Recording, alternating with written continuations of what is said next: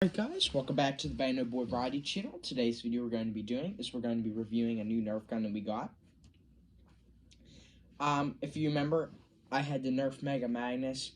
That was one of my guns. It was that little pistol that you pulled the slide back and it held like 3 mega bullets for Nerf. It was a Nerf. Well, that broke because I was using it inappropriately and it obviously didn't. So I decided to buy a new mega weapon in its place. So I went for a little bit of upgrade. Obviously I bought this Nerf Rotofury. I like the high ammo capacity. It holds 10.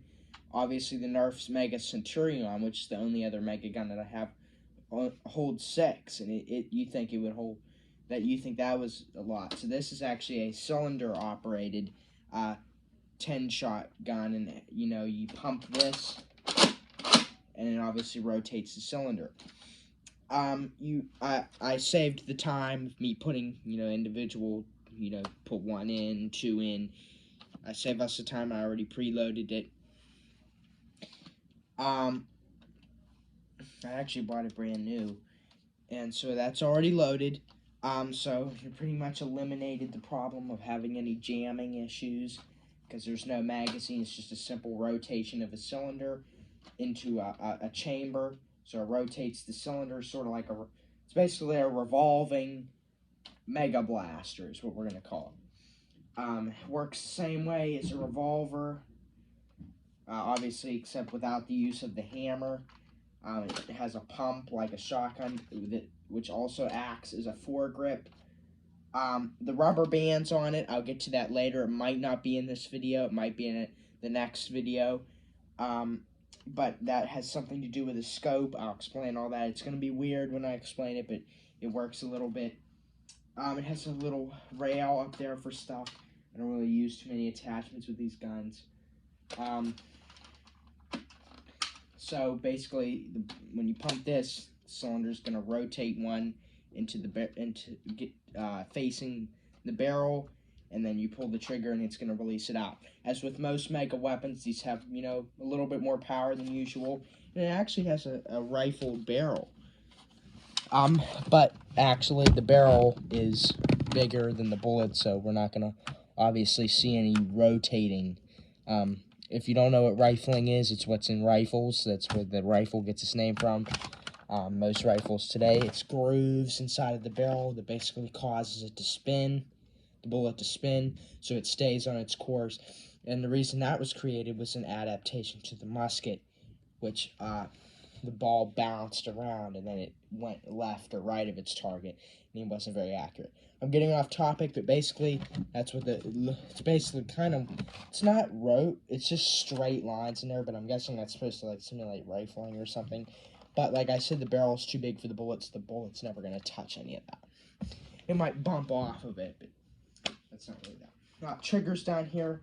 It doesn't really have a stock, so you need to hold it out here, so it's more of a closer range. It can reach long ranges, but obviously the no stock makes it more compact for close quarters combat, where you're in a confined area. So I obviously have my normal setup here for target shooting. We are going to release some darts here. I just got the standard mega darts in here, and then we'll be trying out I guess we won't be doing that. Just forget that.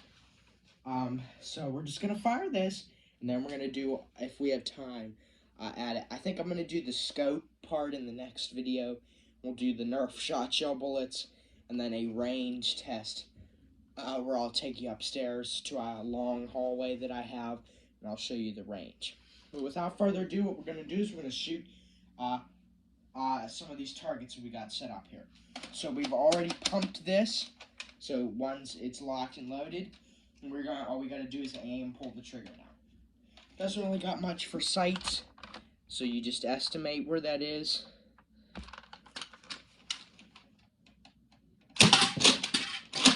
Pump it again for each successive shot.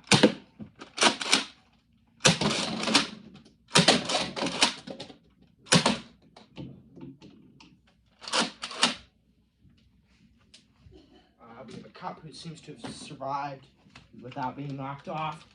So we'll just smoke that just to ensure it has been dealt with. The box is still standing up there. I don't know if you can see it. And we neutralize that. We have one bullet left, which we will happily put in the box. All right.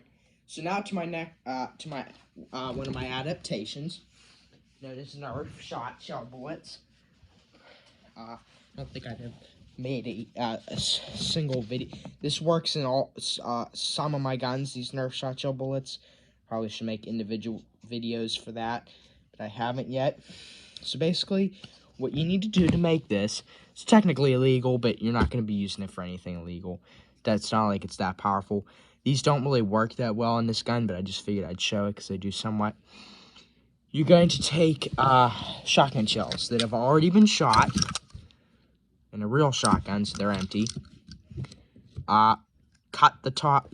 You know how when you have a pre-shot shotgun shell, top folds out into this net shape. You just cut that off, probably with a good pair of pliers or something. Just cut that off so that it makes room for this. This is a 7.5 bird shot shell, and these are 2 3/4 target loads. So these are low brass, and these are high brass. These can be known as brass shells or Nerf shot shells. So you just basically load these in here. You will need something to use as a ramrod to ram it into place. This bullet like this is too tall to be able to be rotated in the cylinder. As you can see there, that's not going to work because it's just going to hit that when it rotates. So what you're going to have to do is you're only going to be able to shoot these one at a time. You're going to have to drop it down the barrel, make sure it's guided into that cylinder hole. I use using a CB aerial or a radio aerial for my ramrod, but it works good for this kind of stuff. You're just going to ram it in there. Make sure that it's in the chamber. Actually, no, we made a fatal mistake. You need to have it pumped. And now I ruined that. Yeah. What you need to do, I made a fatal mistake. Cock this before it's done. This one doesn't shoot as great, so I'm just going to use one of these better ones. Here. Already cocked. Now, just ram that, and it's ready.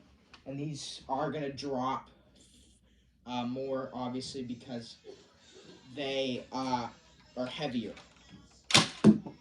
So they don't work as good as they do in some of my other guns, but I just figured I'd show.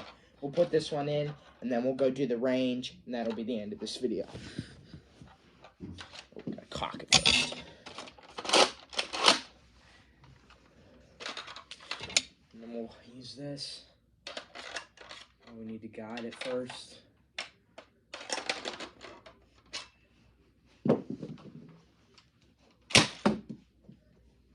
So yeah, it doesn't really work too well. I'll just show you the green one for the fun of it.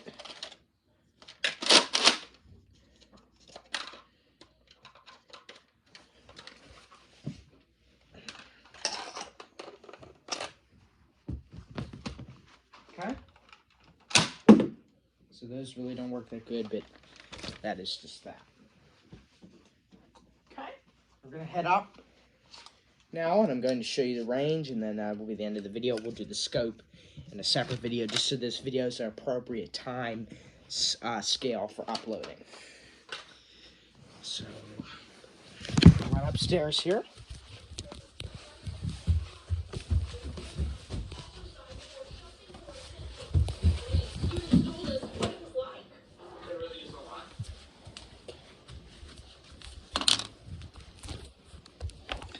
Alright, so we have this long hallway here.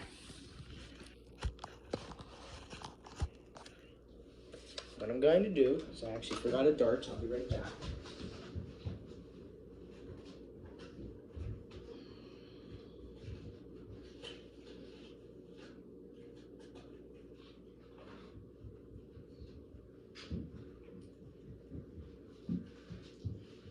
sorry for that wait. You can just skip past that if you need to.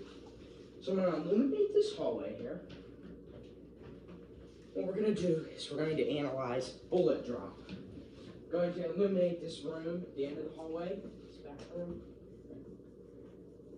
so we can see how much the bullet drops. So I'm going to go from behind the camera here and shoot. We're going to aim as high as possible to analyze how much it drops. As you can see, they whistle. So that's that. So they drop. Obviously they are because they're foam darts. But that is that. And they did stay quite high as we aim quite high. So they do maintain their distance. As with all Nerf guns, we're going to obviously need to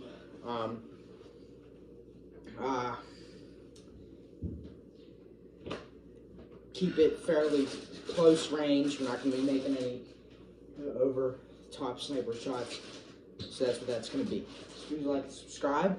So it helps out the Bang Board Variety channel. That's going to be it for today's video. So please stay tuned for any more videos on this weapon.